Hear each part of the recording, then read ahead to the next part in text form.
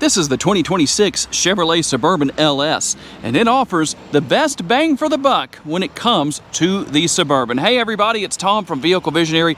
I hope you're having a great day. We're making our first trip to Marketplace Chevrolet in Stonewall, Louisiana for today's video. If you want to know more about this Suburban, check out the link down in the description of the video. The exterior color is Summit White, and it has a jet black interior. Right, now we're going to find our animated locator lights, or what we often like to call just the animated lighting. You're going to have LED headlights, LED daytime running lights, and your LED turn signal indicators, also LED lighting on the rear. Now, one of the features you can upgrade among many would be your wheels. These are going to be the 22-inch gloss black wheels. Now, you do have a 17-inch spare, but the good news, you have a spare. That's always good. There's your Suburban logo. Now we will have the affixed assist steps. I don't think that's too big of a deal for most people as opposed to the power assist steps. Now, these are going to be manually folding side view mirrors, just so you know what is here and what isn't. Turn signal indicators not built in, but they are heated, they are power adjustable, and you have blind spot monitoring built in right there. You also have passive entry. That's what this button is, and I like that it's not only on the front door handles, it's also on the rear door handles. We're going to have nice large windows all the way around. That makes it very easy to see all the time. And there is your rear roof spoiler, and the good thing about that is that concealed away inside is the rear window wiper. It just makes it look a little bit better back here, in my personal opinion, as opposed to having the wiper exposed. And just as was the case with our headlights and daytime running lights, everything on the front, we're also going to have LED lighting back here that is going to be animated. Now, in the event that you don't have the animated lights working, the locator lights, there is a setting on your center screen where you can turn that feature on or turn it off. Under the hood is the 5.3-liter naturally aspirated V8. It puts out 355 horsepower and 383 pounds-feet of torque, mated to a 10-speed automatic transmission. How about our MPGs? We're looking at 15 city, 20 highway, 17 combined, and 5.9 gallons of gas per every 100 miles driven. The gas tank size comes in at 28 gallons, and on a full tank of gas, this is estimated, not guaranteed, just like the MPGs I just showed you on the window sticker, but you may be able to pull off as much as 448 miles of driving distance on a single tank of gas in the city. That number jumps up to 550 miles out on the highway. And something that I like here is the fact that you have this sticker right here. You can see how much you can tow right there, 7,700 pounds, in case you were curious. Now, I did want to show you the remote. Go over a couple of things here as far as that goes. We're going to have lock, unlock, remote start, and your panic button is right here. There's also a key located inside of the remote, or the key fob as a lot of people call it. And what that allows you to do, if the battery on the key fob dies, you can still come right here and lock and unlock the doors. Now, one thing that is not here, you have a manual tailgate. Now, the thing I like, once you lift up on it just a little bit, it is dampened, and you can let that take over and open everything up to maximize cargo space. Now, again, we're talking trim level here. Depending on how you spec things out and what trim level you go with will determine what you have.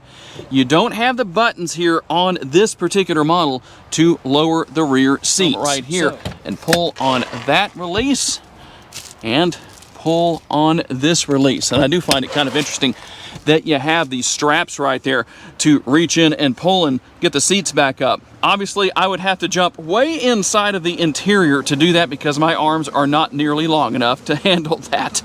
You will also find a 120 volt power outlet back here, and let's see if I can do this one-handed. Well, I guess I can. There we go. You can lift this up. You can actually lift the whole floor up. And there are the tools to change a tire. There's cargo space underneath, additional storage, depending on how you want to set everything up. If you want to hide something small, that's a great place to do it. Okay, let's talk about what your second and third row passengers are going to find. There is a ton of room with the armrests, comfortable. Have a little bit of an upper door bin right here, quite a bit more space down here, bottle holder up front. And as you can see, you have the bench seat right here. That's going to offer for a little bit of additional space for passengers. Some of you have asked me about that in previous videos. Now you can see it for yourselves. And as you can see, you can change the position of these seats to increase leg space for your third row passengers. And we can also use the lever right here. In fact, before I say that, this is the lever that you use to change the position of the seat, sliding that back and forth. And then you see that it says ×2 right there. There's 1, there's 2. That's what makes it very easy to hop into the back seat, the third row of the Suburban. A little bit challenging to get back here, but not too bad. Now, the seat would be about right here, or as far as this. So there's a few different options where that's concerned. We're gonna slide over here. Now, I don't know how realistic it is that second row passengers would have the seat set here, but it is possible, and that does offer a lot of leg space and a lot of head space back here. We will also find a cup holder, a little bit of space behind that, and a USB port. That's going to be on both sides. And I like the fact that you have the roof-mounted air conditioning vents right here. That allows for air to be closer to the passenger as far as their face goes.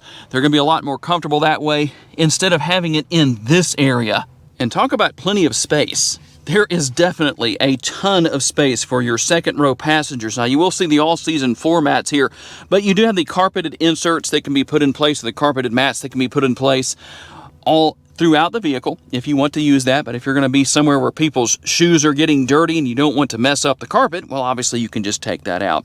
Cup holders on the rear of the center console, and we have everything here as far as our fan speed and temperature, fan speed. We can make some adjustments here. We also have the USB ports and another power outlet right here as far as connectivity goes. And we also have the fold-down armrest with the cup holders built in. And good on Chevrolet. This is my favorite style when it comes to the fold-down armrest. Why? Because if you have 2 cups or bottles in here, you can still use this as an armrest because of this particular design. The sticker price, $69,685. Let's see what else you get for that price. Now, you're going to have power adjustable seats for the driver and passenger, and both have lumbar support. However, these are not heated and ventilated. As you can see, you've seen it earlier in the video, but you have the cloth interior. We will have the glove box right here. A little bit of storage space in there if you need to take advantage of that. Our upper console doesn't have quite as much as it will on other models, but again, depending on options and trim level, will determine what you have in that area. On the driver's side, we're going to have our controls for our windows. You can lock and unlock all of the windows, and you can adjust your power side view mirrors. Your power parking brake is located here, and some of your features as far as your safety features, traction control, lane keeping assist, all of that. And also, you can turn the auto stop start on and off, depending on your personal preference. And here's the steering wheel. Everything for managing the radio on this side. As you can see, you can push that button right there to determine what you're listening to. Now, you will adjust the volume on this side on the rear of the steering wheel, and the station or whatever music you're listening to over on the back of the steering wheel right there. But you can determine what you're listening to right here. As you can see, we push that button, AM, FM, Sirius XM, USB, whatever you want to do. And then you have Android Auto and Apple CarPlay that you can use if you want to listen to music from YouTube or whatever else is there. Now, if you don't like the look of the driver's display, push this button. You have a couple of different options where that is concerned, and you can see what's going on right here. So if you say, you know what, I don't like that either, I need navigation, there is your built-in navigation right in front of you. Very convenient. Or we can go back to this view. Couple of different options here as far as that goes. So very nice, very convenient, customizable. Shifter paddles on the back of the steering wheel, your cruise control settings over here. Very comfortable steering wheel. And we will find our center screen, not the driver's display. Let's get that right, the center screen here. I apologize for the reflection. That's just the way it goes with these screens being as big as they are now. But you can see what all you have here as far as your icons go. You've got a couple of pages worth of those icons, depending on what you need to do. Now, one thing that's nice here is you have recordings, and I don't have what I need to show you how that works. Although I have done that on a GMC Yukon, it's going to work the same way, but you're just going to plug your USB in, your USB stick down there, and it will walk you through the process. It's very convenient, very easy to use, nice to use. You can go back and watch things on there as you need to, if you need to. The vehicle does have to be in park for that to happen. Now, let's go into controls right here. I'm going to show you a few things that are here. Your child safety locks, guess what? That is how you turn those on. Now, when it's highlighted like it is right here, that means that that feature is in use. If you want to deactivate the child safety locks, well, there you go. Just the same way as rear automatic braking, if you want to turn that off, well, then you're going to come right here, select that, touch the screen, and it's off. We're going to leave that on since it was already there. And how about see more controls? See more controls that are here as far as what is available. Drive and park, doors and windows, all of that's going to be here. And you can see basically the same thing we just saw as far as on and off. Just a couple of different options where that's concerned. I'm not going to spend a ton of time on that just to show you what's here. You can wirelessly pair your smartphone. You do have a few different camera views, so depending on what you need to see. So if you want to switch between views, this is where you do it. So we have the overhead view right here. We have our side view mirrors right there. If we want to see the rear view, we go right here. There's your rear view camera. We can also go to overhead and we can see our different options where that is concerned. And obviously you're going to have your multiple views, overhead and standard.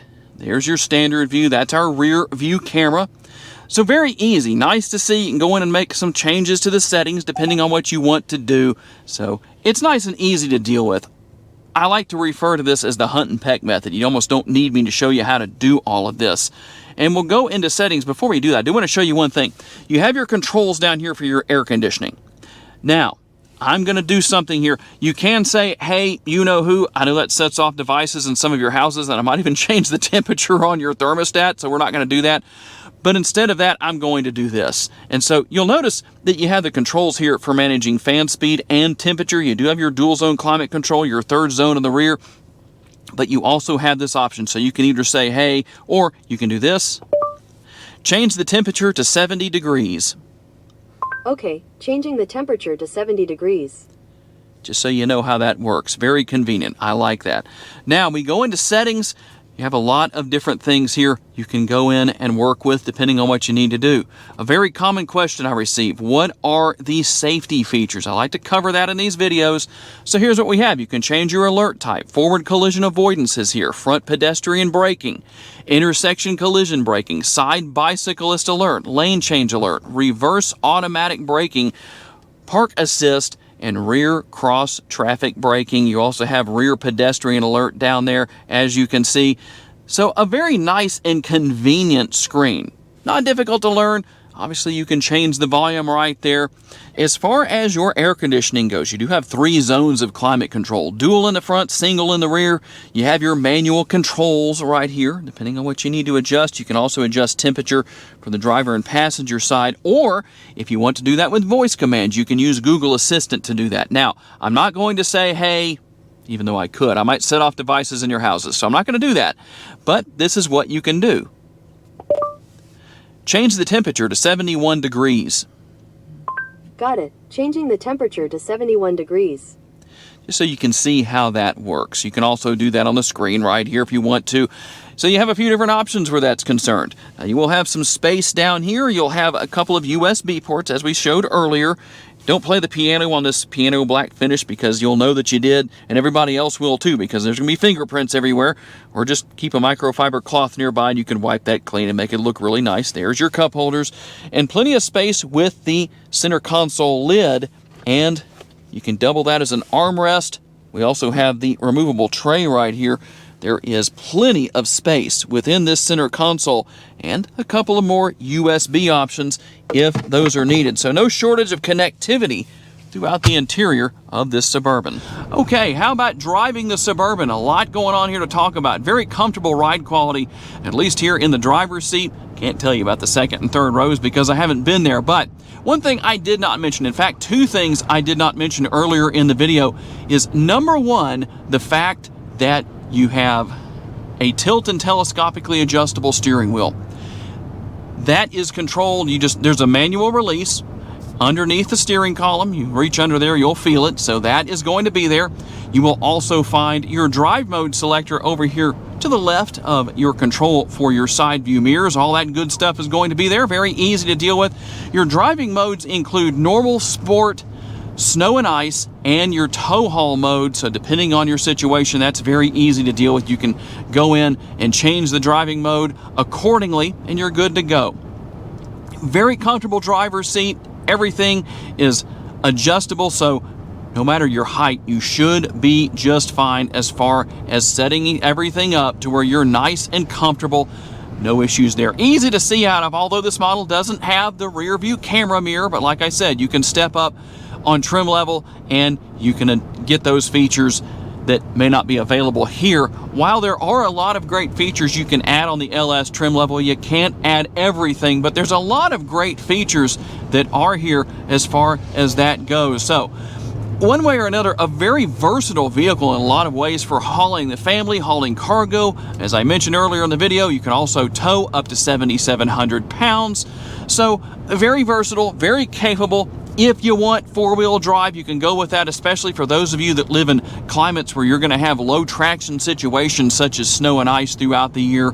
That's always going to be a convenience no matter what. Plenty of room in all three rows, not only with leg space, but obviously head space. Very comfortable interior to stretch out in.